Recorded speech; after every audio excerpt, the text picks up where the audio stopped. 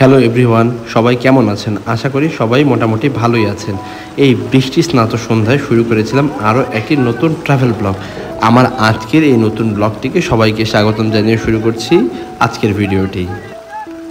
বেশ কদিন থেকে সন্ধ্যার পর এত পরিমাণে বৃষ্টি হয় যে বৃষ্টির পানিতে রাস্তাঘাট সব কিছু ডুবে যায়। তাই এই বৃষ্টি উপেক্ষা করে রওনা হতে হলো, কারণ আমার বাসের আনুমানিক টাইম ছিল রাত 11টা। আমার আজকের ভ্রমণ ছিল উত্তরবঙ্গের রাজধানী খ্যাত সৈয়দপুর থেকে ঢাকা পর্যন্ত। আর আমার এই পুরো জার্নির সফর সঙ্গী হিসেবে আমার সাথে আজকে ছিল রোজিনা এন্টারপ্রাইজের একটি সুইট ক্লাস বাস, যাই বাসটি কিছুদিন পূর্বে অর্থাৎ কুরবানি ঈদের পূর্বে তাদের বহরে যুক্ত হয়েছিল। উত্তরবঙ্গের সৈয়দপুর বর্তমানে অনেক ইম্পর্ট্যান্ট একটি জায়গা এবং বাংলাদেশের যেসব এয়ারপোর্টগুলো রয়েছে তার মধ্যে ব্যস্ততম একটা এয়ারপোর্ট রয়েছে সৈয়দপুরেই। এত ইম্পর্টেন্ট এবং ব্যস্ততম একটি জায়গাতে রোজিনা এন্টারপ্রাইজের কোনো কমিশন কাউন্টার বা নিজস্ব কাউন্টার নেই, যার কারণে আমাকে অনেকটা বাধ্য হয়ে চলে আসতে হয়েছে রাবেয়ার মোড়ে, যেই জায়গা থেকে আমি আমার আজকের বাসে উঠতে পারবো, কারণ এই বাসটি রাবেয়ার মোড় হয়ে বাইপাস দিয়ে শহর অতিক্রম করে চলে যায়। আমার বাসটির আনুমানিক টাইম সৈয়দপুরে আসার কথা ছিল 11টায়, কিন্তু একটু দেরি হয়েছিল কারণ প্রচুর পরিমাণে বৃষ্টি হয়েছিল ঠাকুরগাঁ পঞ্চগড়ের দিকে এবং এই বাসটি পঞ্চগড় থেকেই ছেড়ে আসছে। আমি আজকে রাবেয়ার মোড়ে প্রচুর পরিমাণ অপারেটরের দেখা পেয়ে যাই, কারণ মোটামুটি রাত 10টার পরে সবগুলো অপারেটরই সৈয়দপুর অতিক্রম করে যায়, কারণ সবগুলো বাসই ঠাকুরগাঁও অথবা পঞ্চগড় থেকে সন্ধ্যা 7টা অথবা 8টার দিকে ছেড়ে আসে। রোজিনা এন্টারপ্রাইজ অনেক পুরনো ব্যানার উত্তরবঙ্গের জন্য, তবে এই রুটগুলোতে তারা সবসময় নন এসি বাস দিয়ে সার্ভিস দিয়েছে। কুরবানি ঈদের পূর্বেই তারা তাদের ফ্লিটে যুক্ত করে 6 unit business class AC bus, যেই বাসগুলোতে 2 ইউনিট সম্পূর্ণ স্লিপার বাস এবং বাকি 4 ইউনিট সুইট ক্লাস বাস। তবে একটা কথা না বলেই পারছি না, আজকে বাজার হয়ে এই রাবেয়ার মোড় পর্যন্ত পৌঁছাতে আমার অনেক ঝক্কি ঝামেলা পোহাতে হয়েছে, কারণ সন্ধ্যার পরে এই দিকে বেশিরভাগ অটো বা রিক্সা আসতে চায় না। একে তো বৃষ্টি, তার মধ্যে অন্ধকার রাত, তাই এই রাস্তাটা আসতে আমার বেশ ভালোই হ্যাসেল পোহাতে হয়েছে। তবে রোজিনা এন্টারপ্রাইজের মালিক পক্ষ অথবা ম্যানেজমেন্টের কেউ যদি আমার আজকের এই ভিডিওটি দেখে থাকেন, তবে তাদের কাছে আমার অনুরোধ থাকবে যে আপনারা সৈয়দপুরে একটি কমিশন কাউন্টার হলেও দিতে পারেন, কারণ সৈয়দপুরে বর্তমানে অনেক ভালো মানের যাত্রী রয়েছে যারা বিমানের পাশাপাশি বিজনেস ক্লাস স্লিপার এবং বিজনেস ক্লাস বাসেও যাতায়াত করে থাকে। তাই আশা করছি যেহেতু অনেকগুলো স্লিপার বাসই সৈয়দপুরে কাউন্টার দিয়েছে, আপনারাও একটি কাউন্টার দিতে পারেন। রাত আনুমানিক 11:12 নাগাদ আমার বাসটি পৌঁছে যায় রাবেয়ার মোড় বাস স্ট্যান্ডে। তবে এই বাসের যারা স্টাফ ছিলেন তারা এতটাই আন্তরিক ছিল যা বলার বাইরে, কারণ সুপারভাইজার সাহেব প্রতি আধা ঘন্টা পরপর আমাকে ফোন দিচ্ছিলেন, কারণ উনিও জানেন যে এইদিকে প্রচুর বৃষ্টি হচ্ছে। সুপারভাইজার সাহেব সর্বমোট 3বার আমাকে ফোন দিয়েছিলেন। উনি বারবার ফোন দিয়ে বলছিল যে ভাই আপনি রাস্তার উপরেই থাকেন, কারণ যেহেতু প্রচুর পরিমাণে বৃষ্টি হচ্ছে আর আমাদেরও অনেকটা লেট হয়ে গিয়েছে, তাই আর দেরি করতে যাচ্ছি না। যেহেতু অনেকটা দেরি হয়ে গিয়েছে তাই বাস আর এখানে ওয়েট করেনি, আর প্রচুর পরিমাণে বৃষ্টি হচ্ছিল। আমি বাসে ওঠার সাথে সাথে বাস রওনা হয় ঢাকার উদ্দেশ্যে। বৃষ্টি থাকার কারণে বাসের যে আউটলুক সেটা আমার এখন আর দেখানো সম্ভব হচ্ছে না। আমি চেষ্টা করব হোটেল বিরতিতে পুরো বাসটি আপনাদের ঘুরিয়ে দেখানোর জন্য। এই ছিল বাসের ভেতরের অংশ, অনেকটাই গর্জিয়াস এবং সুন্দর লাইটিংয়ে পরিপূর্ণ করা ছিল। এই বাসটির লোয়ার ডেকে ছিল বিজনেস ক্লাস সিট এবং আপার ডেকে ছিল বিজনেস ক্লাস স্লিপার সিট।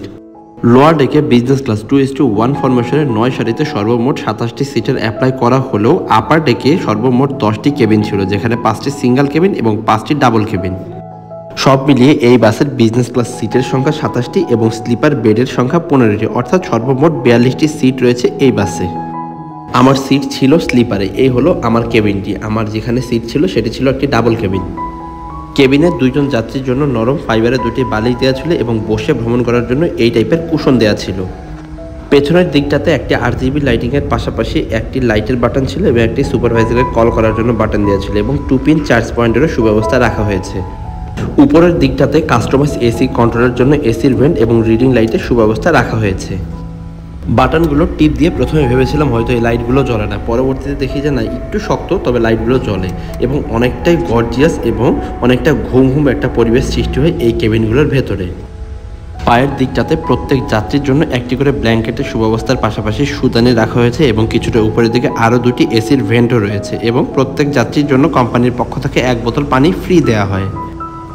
কথা বলতে বলতে আমার বাসটি চলে আসে সৈয়দপুর বাস টার্মিনালে। এইখানে যদিও রোজিনা এন্টারপ্রাইজের একটি কাউন্টার দেওয়া ছিল, তবে এটি সম্পূর্ণ শহরের বাইরেই পড়ে গেছে এবং এই কাউন্টারে কোনো যাত্রী না থাকায় সুপারভাইজার এবং ড্রাইভার সাহেব আর অপেক্ষা না করে গাড়ি টান দিয়ে সামনের দিকে চলে আসে।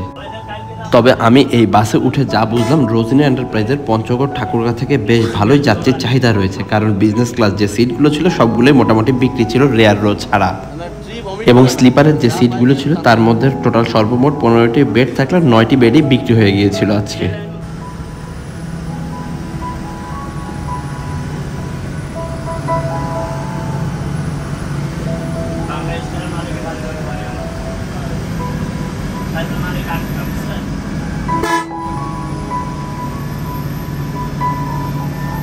এই বৃষ্টি স্নিগ্ধ রাতে বাস তার আপন গতিতেই ছুটে চলছিল রাজধানীর উদ্দেশ্যে। তবে বাসের সামনের দিকে বসে আমি যা বুঝতে পারলাম, অনেকটা বিমানের ইঞ্জিনের মতো একটা ফিল পাচ্ছিলাম।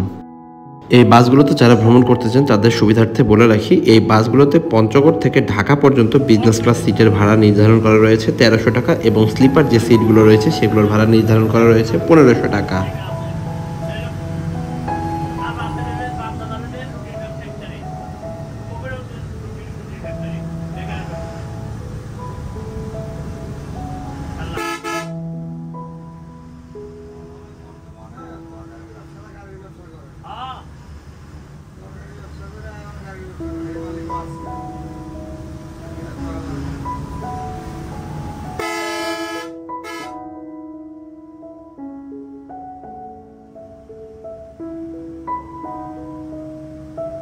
আমি আজকে যে বাসটিতে ভ্রমণ করছিলাম, এই বাসটির চেসিস অশোক লেল্যান্ড 12 MEP সিরিজের CRS ভার্সনের চেসিস।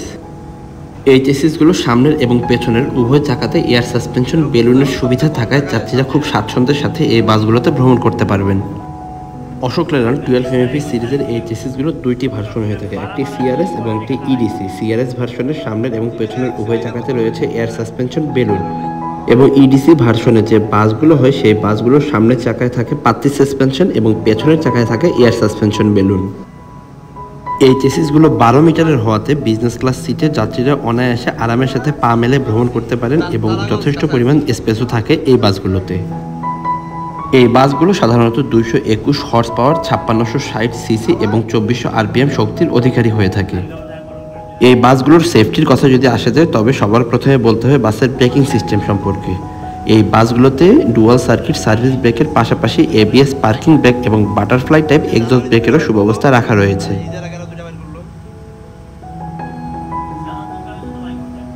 আমি যতটুকু বুঝি, অশোক লেল্যান্ডের সবচেয়ে বেস্ট প্রোডাক্ট বলতে যদি কিছু থাকে তবে এই বাসগুলোই হচ্ছে সবচেয়ে বেস্ট প্রোডাক্ট অশোক লেল্যান্ডের।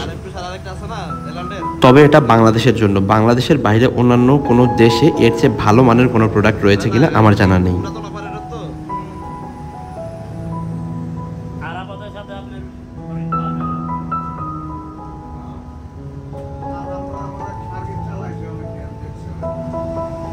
সৈয়দপুর থেকে রংপুরের যে রাস্তাটি, এই রাস্তাটি আমার কাছে সবচেয়ে পছন্দের, কারণ দিনের বেলা হলে দেখাতে পারতাম কতটা সুন্দর এই রাস্তার ভিউটি।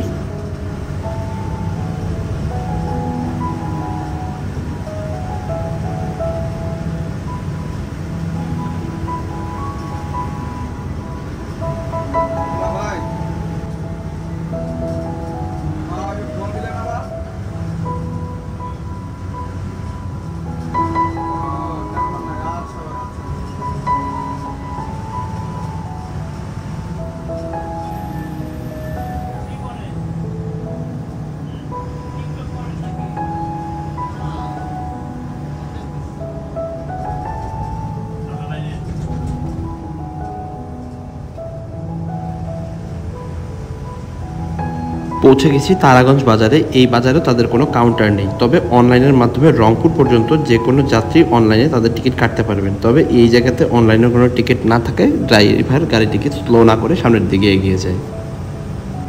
অনলাইন থেকে যারা এই বাসের টিকিট পারচেজ করতে চান তারা সহজ.com ঢুকেই যেই জায়গা থেকে, অর্থাৎ ঢাকা থেকে যদি পঞ্চগড় যেতে চান, ঢাকা থেকে পঞ্চগড় সার্চ করলে তাদের বাসের একটা শিডিউল পেয়ে যাবেন।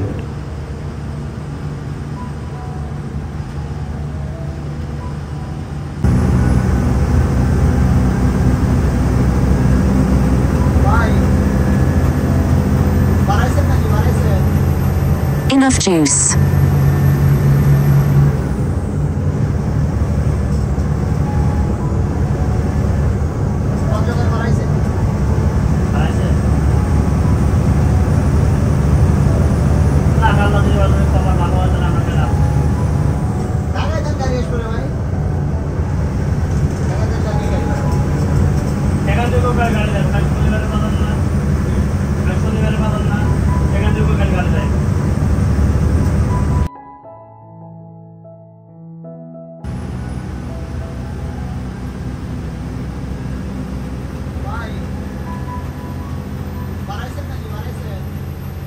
Enough juice.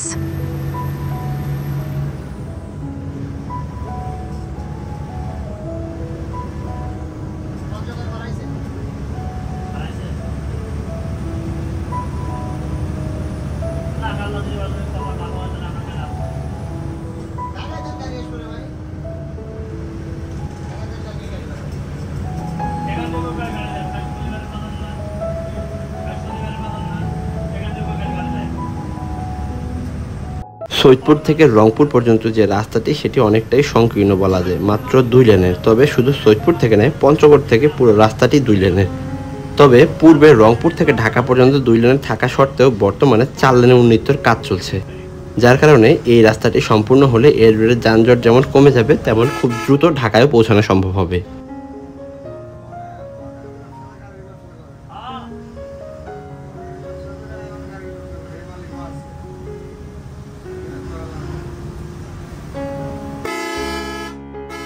পূর্বের হিসাব ধরতে গেলে ঢাকা থেকে পঞ্চগড় এই রুটটি ছিল সবচেয়ে লম্বা রুট। তবে বর্তমানে পঞ্চগড় থেকে চট্টগ্রাম অথবা দিনাজপুর থেকে চট্টগ্রাম এরকম বিভিন্ন জায়গা থেকে চট্টগ্রামে বেশ কিছু অপারেটর রয়েছে। যদি আমরা এই দূরত্বটি ঢাকা থেকে ক্যালকুলেট করি, তবে ঢাকা থেকে পঞ্চগড়ই বর্তমানে সবচেয়ে লম্বা রুট বাংলাদেশের। ঢাকা থেকে পঞ্চগড়ের দূরত্ব রংপুর সৈয়দপুর হয়ে টোটালি 440 কিলোমিটারের মতো। এত লম্বা রুটের মধ্যে রংপুর থেকে পঞ্চগড় পর্যন্ত 144 কিলোমিটার রাস্তা সিঙ্গেল লেনের। সর্বোপরি হিসাব করতে গেলে 3 ভাগ রোডের মধ্যে 1 ভাগ রোডই হলো সিঙ্গেল লেনের, বাকি যে 2 ভাগ অর্থাৎ রংপুর থেকে ঢাকা পর্যন্ত এই রোডে বর্তমানে 4 লেনের কাজ চলছে। তবে এখনও কোনো জায়গাতে কাজ বাকি রয়েছে, কিছু কিছু জায়গায় ফ্লাইওভারের কাজও বাকি রয়েছে। এই লম্বা রুটে ভ্রমণ করতে গেলে বর্তমানে 8 থেকে 10 ঘন্টারও বেশি সময় লেগে যায়। তবে রাস্তায় যদি যানজট লেগে যায় তবে সেক্ষেত্রে এই সময় আরও বেশি হতে পারে। ঢাকা রংপুর 4 লেনের কাজ সম্পূর্ণ শেষ হবার পরে হয়তোবা রংপুর পর্যন্ত আসতে সময় কিছুটা কম লাগিয়ে যাবে, তবে রংপুর থেকে পঞ্চগড় যেতে তারপরে 2 থেকে 2.5 ঘন্টা সময় লেগে যাবে।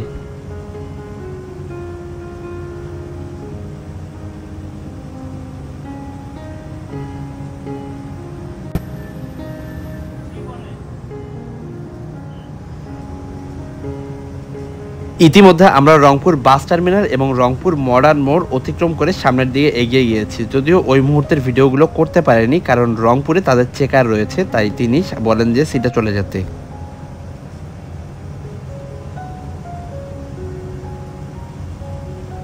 এই মুহূর্তে রাস্তা মোটামুটি খালি ছিল। তার প্রথম কারণ হলো রংপুর থেকে মোটামুটি 11টা সাড়ে 11টা বড় জোর 12টার মধ্যে সব গাড়িগুলো চলে আসে। সুইট ক্লাস বাস এবং স্লিপার যে বাসগুলো রয়েছে এই বাসগুলো মোটামুটি লম্বা রুটেই যাত্রা করে থাকে, অর্থাৎ পঞ্চগড় থেকে যে এই গাড়িগুলো ছেড়ে আসে সেই বাসগুলো বেশিরভাগই 7:30 অথবা 8টায় ছেড়ে আসে ঢাকার উদ্দেশ্যে। এবং সৈয়দপুর থেকে অর্থাৎ যেই জায়গা থেকে আমি উঠেছিলাম সেই জায়গা থেকে স্লিপার কোচগুলোর বেশিরভাগ টাইম 10:30 11টায় এবং কোনো গাড়ি 11:30টাও রয়েছে। সৈয়দপুর থেকে আমার বাসটির সঠিক টাইম ছিল রাত 11:15, কিন্তু প্রচুর পরিমাণ বৃষ্টি থাকায় এই বাসটি আজ পৌঁছায় প্রায় 40 মিনিটেরও বেশি পরে। সরি, আমি একটু ভুল করে ফেলেছি, আমার বাসটির সঠিক টাইম ছিল রাত 10:30, তবে বাসটি পৌঁছেছিল 11টা 18 নাগাদ এবং আমি ওঠার পরে বাস ছেড়ে দেয় 11টা 22 নাগাদ। এবং রংপুর মডার্ন মোড়ে আমার বাসটি পৌঁছায় প্রায় 12:15 নাগাদ। এরপরে ওখানে চেকিং হওয়ার পরে ওখান থেকে গাড়ি ছেড়ে দেয় প্রায় 12টা 30 নাগাদ। রাত 12:30টার পরে যখন রংপুর অতিক্রম করে তখন মডার্ন মোড়ে খুব বেশি অপারেটর ছিল না, 2-1টি হাতে গোনা অপারেটর ছিল। তাই এই রাস্তায় অর্থাৎ আজকের ভ্রমণে আমি তেমন কোনো ব্যানারই পাইনি রাস্তায়।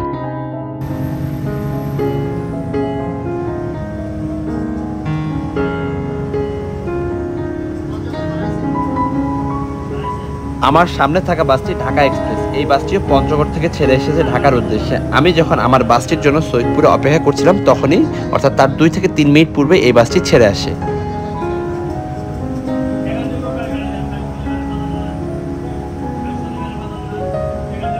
উত্তরবঙ্গের রাস্তাগুলোতে রাত্রেবেলায় অতিরিক্ত ট্রাকের চাপ দেখা যায়, কারণ উত্তরবঙ্গ থেকে বেশ কিছু পণ্যবাহী ট্রাক ঢাকার উদ্দেশ্যে রওনা করে রাত্রেবেলায়।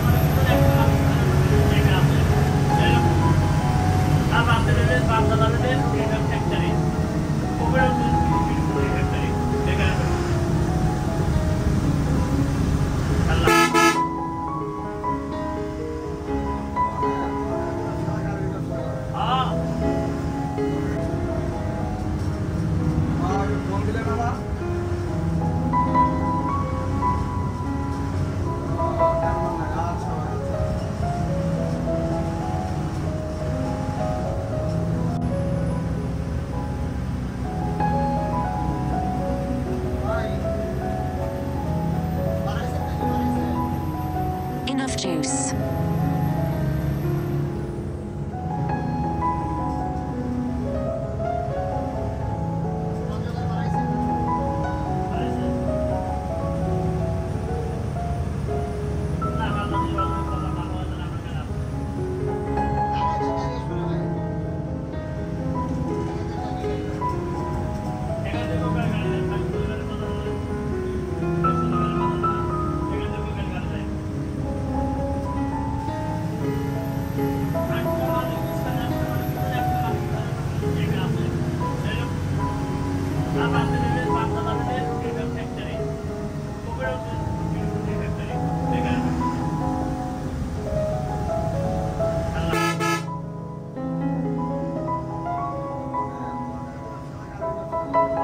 যাত্রীদের সুবিধার্থে একটু বলে রাখি, যারা স্লিপার কোচ অথবা সুইট ক্লাস কোচে ঠাকুরগাঁ, পঞ্চগড় অথবা রংপুর, সৈয়দপুর থেকে ঢাকার উদ্দেশ্যে রওনা করতে চান, তারা পর্যাপ্ত সময় হাতে নিয়ে রওনা হবেন। কারণ পঞ্চগড় বা ঠাকুরগাঁ থেকে যে গাড়িগুলো রওনা করে এগুলো 7:30 বা 8টা নাগাদই ঢাকার উদ্দেশ্যে রওনা হয়ে যায়।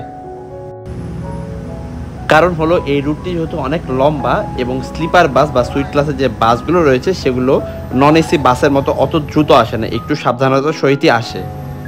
তাই এই বাসগুলো ঢাকা পৌঁছাতে পৌঁছাতে পরদিন সকাল 8টা থেকে 8:30 হয়ে যায় অনেক ক্ষেত্রে। কারণ যেহেতু অনেক লম্বা রুট, যে কোনো ছোটোখাটো বাজারগুলোতে জ্যাম লেগে যায় রাতের মধ্যেও। যদি রাস্তায় কোনো জ্যাম না থাকে তবুও এই বাসগুলোতে ঢাকায় পৌঁছাতে 6টা থেকে 7টা বেজে যেতে পারে।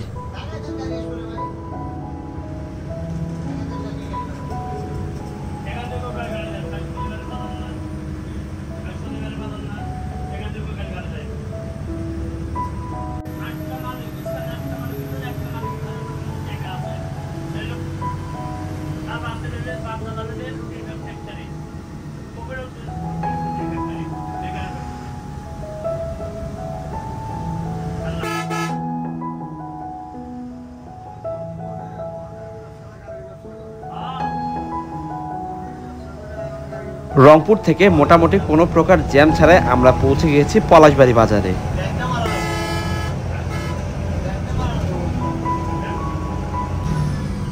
পলাশবাড়ি বাজারে এসে আমরা আবারও দেখা পেয়ে যাই ঢাকা এক্সপ্রেস, ওই বাসটি, যে বাসটি আমার পূর্বেই সৈয়দপুর অতিক্রম করে এসেছিল। তবে এই ক্ষেত্রে রোজিনা এন্টারপ্রাইজের কথা বলতে হবে অবশ্যই, কারণ রোজিনা এন্টারপ্রাইজের যেসব স্টাফ ছিল আমার কাছে যথেষ্ট ভালো লেগেছে। এর কারণ হলো যে ড্রাইভার সাহেব ছিলেন তিনি খুব সাবধানতার সহিত গাড়ি চালাচ্ছিলেন এবং তিনি এর পূর্বে RM2 ভলভো স্ক্যানিয়ার মতো গাড়িও চালিয়েছেন। তাই তিনি যাত্রীদের কমফোর্ট এবং নিশ্চিন্ত, যেসব যাত্রীরা ঘুমিয়েছিলেন তাদের সুবিধার্থে রাস্তার ভাঙাচোরাগুলো খুব দেখে শুনে সাবধানে গাড়ি চালাচ্ছিলেন।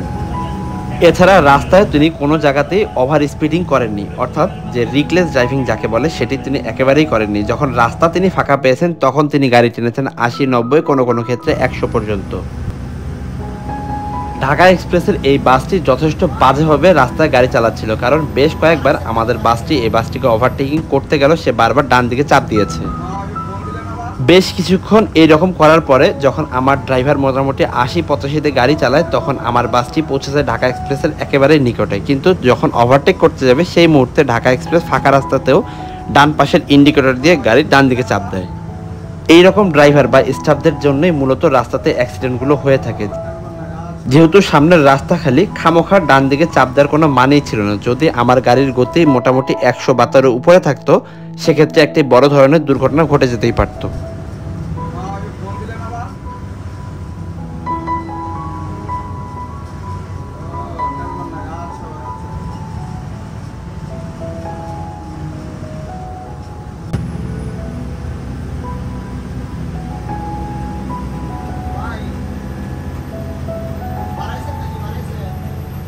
Enough juice.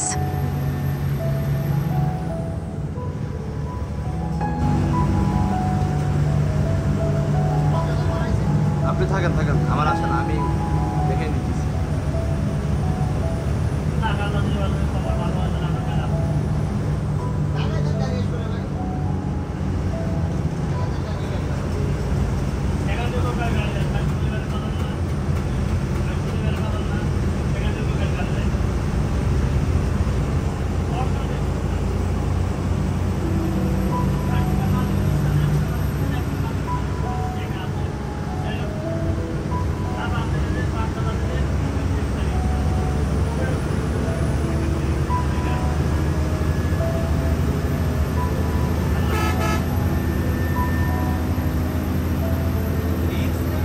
পলাশবাড়ি বাজার পার হয়ে আমরা যখন গোবিন্দগঞ্জ বাজারে পৌঁছাই, সেই মুহূর্তেই গুগল ম্যাপে দেখতে পাই যে সামনে ভালোই জ্যামের সৃষ্টি হয়েছে। এই জায়গাতে জ্যাম লাগার মূল কারণ হলো দিনাজপুর থেকে যে অপারেটরগুলো ছেড়ে আসে, অথবা ঠাকুরগাঁও পঞ্চগড় হয়ে দিনাজপুর অথবা হিলি জয়পুরহাট এইসব জায়গার যে বাসগুলো রয়েছে, সবগুলো গাড়ি এই রাস্তা দিয়ে মূল রাস্তায় মিলিত হয়। মোটামুটি বলতে গেলে উত্তরবঙ্গের সবগুলো বাসই এই জায়গা থেকে মিলিত হয়ে মূল রোডে, অর্থাৎ যেগুলো রংপুর থেকে আসে সেগুলো এবং যেগুলো দিনাজপুর হয়ে আসে সেগুলো এই জায়গা থেকে মিলিত হয়, যার কারণে সংযোগস্থলে ভালোই জ্যামের সৃষ্টি হয়। এই জায়গাতে প্রায় 1 ঘন্টার মতো বিশাল এক জ্যামের সৃষ্টি হয়। এরপরে আমি চলে যাই আমার সিটে একটু ঘুমানোর জন্য। এরপর সুপারভাইজার সাহেবের ডাকে ঘুম ভাঙে। উনি ডেকে দেন শুধু আমাকে নয়, সবগুলো যাত্রীকেই। তখন আমরা ফুড ভিলেজে প্রবেশ করি। তখন আনুমানিক ভোর 4:12। যেহেতু অনেক দেরি হয়ে গিয়েছে ফুড ভিলেজে প্রবেশ করতে, আনুমানিক 2টা, 2:30 বা আরো জোর 3টার মধ্যে আমরা এই জায়গাতে প্রবেশ করার কথা ছিল, কিন্তু রাস্তার জ্যামের কারণে আজকে প্রায় 4টা পার হয়ে গিয়েছে। হালকা পাতলা খাবার খেয়ে চলে আসি বাসের সামনে, কারণ যেহেতু বাসের অর্থাৎ আমার ভ্রমণ শুরুতে আপনাদেরকে বাসটিকে দেখাতে পারিনি, তাই আপনাদেরকে বাসটি দেখানোর জন্যই সামনে চলে আসি। এর মধ্যেই দেখতে পাই শাহালি পরিবহনের একটি স্লিপার বাস, যে বাসটি লালমনিরহাট থেকে ছেড়ে এসেছে ঢাকার উদ্দেশ্যে যাবার জন্য। এই বাসটি এই মুহূর্তে ফুড ভিলেজ অতিক্রম করে সামনের দিকে এগিয়ে যায়। এই মুহূর্তে ফুড ভিলেজ মোটামুটি বলতে গেলে খালি ছিল। এসআরের 2-1টি গাড়ি ছাড়া আমার বাসটি এবং আমার বাসে নাবিল স্ক্যানের একটি গাড়ি ছিল, যে বাসটি রংপুর থেকে ঢাকার উদ্দেশ্যে ছেড়ে এসেছে। এই ছিল আমার আজকের ভ্রমণ সঙ্গী। এই বাসটির পেইন্ট স্কিন যথেষ্ট সুন্দর এবং গর্জিয়াস ভাবে নির্মাণ করা হয়েছে। এই বাসগুলোর একটি কমপ্লিট রিভিউ রয়েছে আমার এই চ্যানেলে, আপনারা চাইলে ফুল রিভিউটি ঘুরে দেখে আসতে পারেন।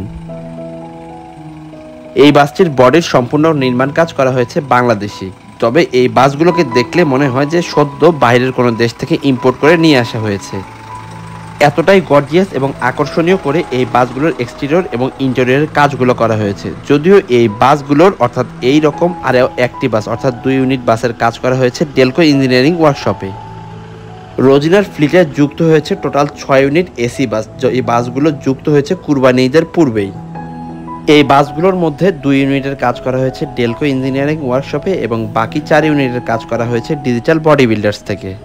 এই বাসগুলোর মধ্যে 2 ইউনিট ফুল স্লিপার এবং বাকি 4 ইউনিট সুইট ক্লাস বাস, অর্থাৎ এই বাসগুলোর লোয়ার ডেকে রয়েছে বিজনেস ক্লাস সিট এবং আপার ডেকে রয়েছে বিজনেস ক্লাস স্লিপার সিট। আমি আজকে এই বাসে ভ্রমণ করে যা বুঝলাম, এই বাসে যথেষ্ট পরিমাণ যাত্রীর চাহিদা রয়েছে।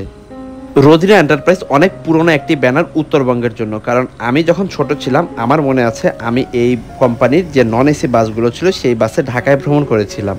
পুরনো স্মৃতিগুলো মনে করে অনেকটাই নস্টালজিক হয়ে যাচ্ছিলাম, কারণ আমি যখন ছোট ছিলাম ওই মুহূর্তে বাবা মার মাঝখানে আমি দাঁড়িয়ে ভ্রমণ করতাম এবং 2 সিটের মাঝ দিয়ে সামনের বাসগুলোকে দেখতাম। রোজিনা এন্টারপ্রাইজের আরও একটি শাখা রয়েছে যেটি উত্তরবঙ্গে চলাচল করে, তার নাম হলো জোয়ানা পরিবহন। জোয়ানা পরিবহনের বাসগুলো দিয়ে তারা উত্তরবঙ্গের যে নিম্ন আয়ের মানুষ রয়েছে তাদের অল্প টাকায় ঢাকায় যাত্রী সেবা দিয়ে থাকে।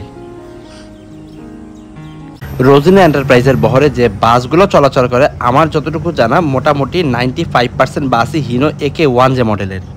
সেই বাসগুলোতে সিট সংখ্যা সাধারণত কোনোগুলোতে 36, কোনোগুলোতে 40 সিটও অ্যাপ্লাই করা রয়েছে। এবং বর্তমানে যে এসি বাসগুলো যুক্ত হয়েছে তাদের ফ্লিটে, সেই বাসগুলোর মধ্যে যেগুলো সম্পূর্ণ স্লিপার বাস সেগুলোতে সর্বমোট 30টি বেডের সুবিধা রয়েছে।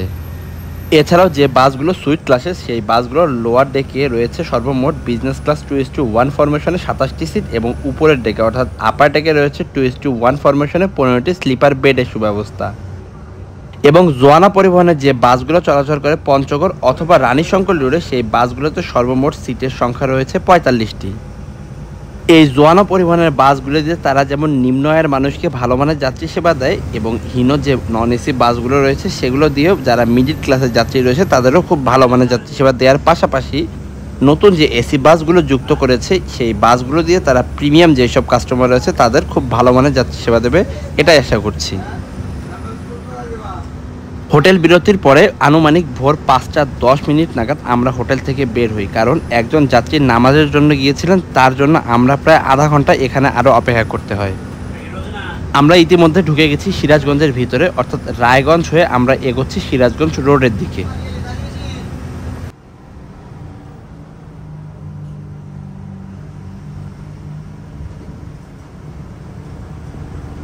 রাতের অন্ধকার কেটে দিনের আলো ফুটতে শুরু করে দিয়েছে, তবে সিরাজগঞ্জের কাছাকাছি আসার পরপরই যা বুঝতে পারলাম সামনের দিকে মোটামুটি ভালোই জ্যাম রয়েছে। ঢাকা চট্টগ্রাম রুটেও আজকে মনে হয় বেশ ভালোই জ্যামের সৃষ্টি হয়েছিল, কারণ যেই সব বাসগুলো চট্টগ্রাম থেকে বিকাল 5টা বা 6টার দিকে ছেড়েছিল এই বাসগুলো ইতিমধ্যে বগুড়া ক্রস করে যাওয়ার কথা, কিন্তু আমি এই মুহূর্তে বেশ কয়েকটি অপারেটরকে দেখেছিলাম যারা উত্তরবঙ্গের বিভিন্ন জেলাতে যাচ্ছিল।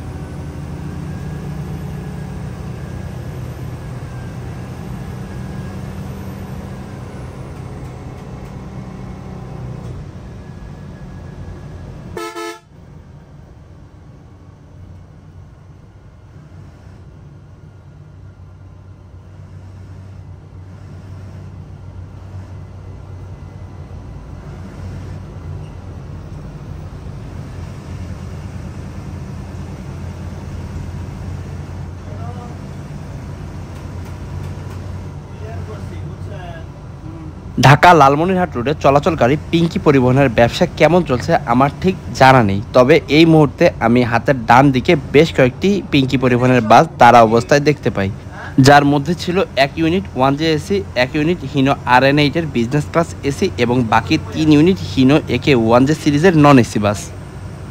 এতগুলো বাস এই জায়গাতে কেন দাঁড়ানো আমার সঠিক জানা নেই, যদি কারো জানা থেকে থাকে কেন এই বাসগুলো একসাথে এতগুলো এখানে দাঁড়ানো, অর্থাৎ পিঙ্কি পরিবহনের যে পাম্প রয়েছে সেই পাম্পে ডিটেলসে জানাবেন কমেন্টস বক্সে। পিঙ্কি পরিবহনের বাসগুলো দেখার পরেই আমার মনে পড়ে যায় রোজিনা এন্টারপ্রাইজ শুধুমাত্র ঢাকা রংপুর ঠাকুরগাঁ পঞ্চগড় নয়, ঢাকা দিনাজপুর রোড এবং ঢাকা রংপুর লালমনিরহাট বুড়িমারি রোডে বর্তমানে যাত্রী সেবা দিচ্ছে এসি এই নতুন বাসগুলি দিয়ে। তবে আমি যতটুকু জানতে পেরেছি ঢাকা রংপুর লালমনিরহাট বুড়িমারি রুটে তারা শুধুমাত্র যে স্লিপার বাসগুলো রয়েছে 2 ইউনিট সেই বাসগুলো দিয়ে যাত্রী সেবা দিচ্ছে এবং সুইট ক্লাসের যে বাসগুলো রয়েছে সেই বাসগুলো দিয়ে ঢাকা দিনাজপুর এবং ঢাকা রংপুর সৈয়দপুর ঠাকুরগাঁ পঞ্চগড় রুটে যাত্রী সেবা দিচ্ছে। রোজিনা এন্টারপ্রাইজের বহরে চলাচল করা এই নতুন এসি বাসগুলোর যেই সব রুটে চলাচল করছে সেই সব রুটের বিভিন্ন কাউন্টারের নাম্বার সহ বাসের ভাড়া সবকিছু আমি আমার ডেসক্রিপশন বক্সে দিয়ে দেব। এবং যারা এই সব রুটের নিয়মিত যাত্রী রয়েছেন তারা যদি আমার সাথে যোগাযোগ করেন আমি কোম্পানির সাথে কথা বলে আপনাদের কিছু একটা ডিসকাউন্টের ব্যবস্থা করে দেওয়ার চেষ্টা করব। এছাড়াও বলে রাখি যারা আজকের এই ভিডিওতে পুরো বাসটির ভিতর এবং বাহির অর্থাৎ এক্সটেরিয়র এবং ইন্টেরিয়র পুরো পার্টগুলো দেখতে পারেনি তাদের সুবিধার্থে এই বাসগুলোর অর্থাৎ যে 6 ইউনিট নতুন বাস বের হয়েছে সেই বাসগুলোর ফুল কমপ্লিট রিভিউ রয়েছে আমার চ্যানেলে। আমি সেই যে রিভিউর যে লিঙ্কটি সেটি আমার ডেসক্রিপশন বক্সে দিয়ে দেবো আপনাদের সুবিধার্থে।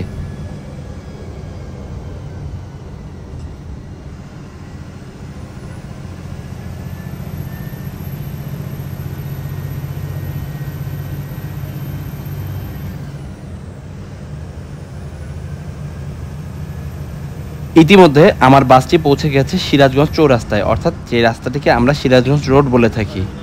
সিরাজগঞ্জ রোড থেকে মূলত উত্তরবঙ্গের বিভিন্ন রাস্তাগুলো পৃথক হয়ে যায়। এই জায়গা থেকে বাম দিকে যে রাস্তাটি চলে গেল সেটি চলে গেল পাবনার দিকে। সোজা যে রাস্তাটি গিয়েছে সেই রাস্তাটি গিয়েছে বনপাড়া, নাটোর, রাজশাহী, চাঁপাইনবাবগঞ্জের দিকে, এবং ডান দিকে যে রাস্তাটি ঘুরেছে সেই রাস্তাটি চলে গেল বগুড়া, নওগাঁ অথবা বগুড়ার রংপুর, সৈয়দপুর, দিনাজপুর, ঠাকুরগাঁও, পঞ্চগড় রুটের দিকে। সিরাজগঞ্জ রোড পার হওয়ার পরে আমি চলে যাই আমার সিটে, কারণ আমি পুরো রাস্তাটি ভ্রমণ করেছি একেবারে সামনে বসে, শুধুমাত্র আপনাদেরকে সম্পূর্ণ ভ্রমণ ভিডিওটি উপভোগ করানোর জন্যই আমার আজকের এই ক্ষুদ্র প্রচেষ্টা ছিল। 1.5 ঘন্টা রেস্ট নেই, অর্থাৎ একটু চোখ লেগে গিয়েছিল। হঠাৎ যখন চোখটা ভাঙে তখন দেখতে পাই বাইপাইল পার হয়ে গিয়েছে, অর্থাৎ নবীনগরের খুবই কাছাকাছি রয়েছিল আমার বাসটি।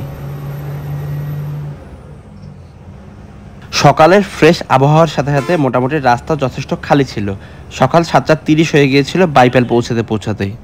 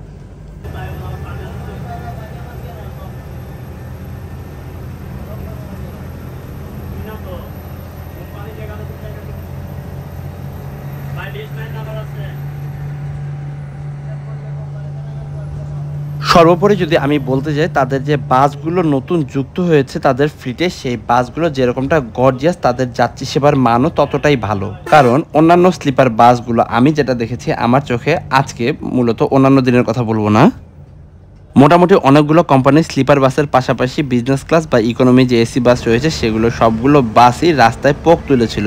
অর্থাৎ পোক বলতে যেটা বোঝায় মূলত টিকিট ছাড়া যেসব যাত্রী রয়েছে তাদের উঠিয়েছিল। রোজিনার এই বাসটিতে বেশ কয়েকটি বিজনেস ক্লাস সিট খালি এবং স্লিপারের কয়েকটি বেড খালি থাকা সত্ত্বেও সুপারভাইজার বা ড্রাইভার সাহেব কেউই এইসব যাত্রীদের হাত তোলাতে বা যেই সব যাত্রীরা উঠতে চেয়েছিলেন কাউকেই এই বাসে ওঠাননি।